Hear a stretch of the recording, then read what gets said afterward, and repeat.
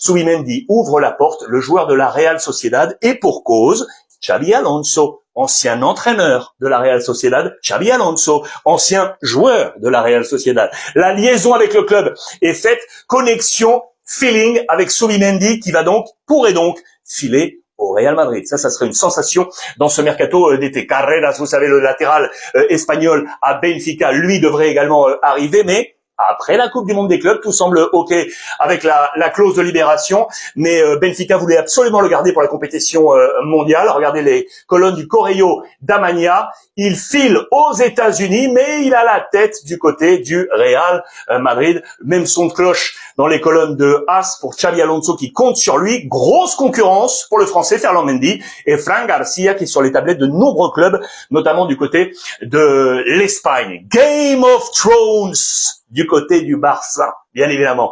Juego de Tronos en espagnol à la une de Sport, car vous le savez, c'est l'affaire Ter Stegen, les amis. Joan Garcia, le gardien de l'Espagnol, va arriver. Que va-t-il se passer? C'est l'affaire des buts.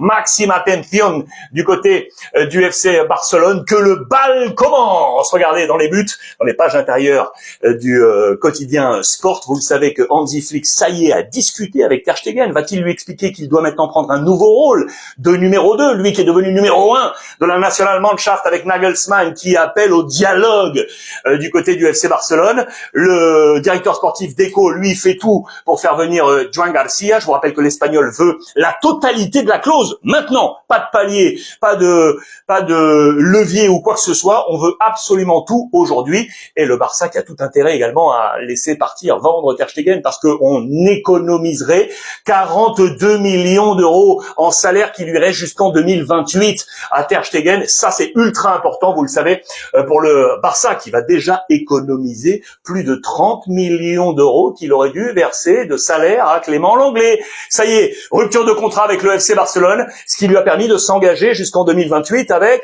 l'Atlético Madrid, où il était prêté. Ça, c'est également une information très très importante. Attention à Fermin, les amis. Je vous en ai parlé hier. Il est sur les tablettes de nombreux clubs. L'Arabie Saoudite le tente. La Première Ligue également est en train de sentir tout ça. Le Barça est un chouïa inquiet sur le dossier Fermin. On aimerait bien évidemment le garder. Je vous rappelle que pour faire de l'argent du côté du président Laporta, on avait la saison passée, la saison précédente également, pas mal de joueurs prêtés à droite et à gauche avec du partage quant à la prise en charge des salaires. Maintenant, on est sur une autre dynamique, beaucoup moins de joueurs prêtés. On préfère vendre les joueurs et garder une option d'achat préférentielle. C'est une autre tactique voulue par le président Laporta avec Deco. Je vous montre ça parce que c'est une crise qui a éclaté du côté de la Pologne. L'international Lewandowski est en guerre froide avec la fédération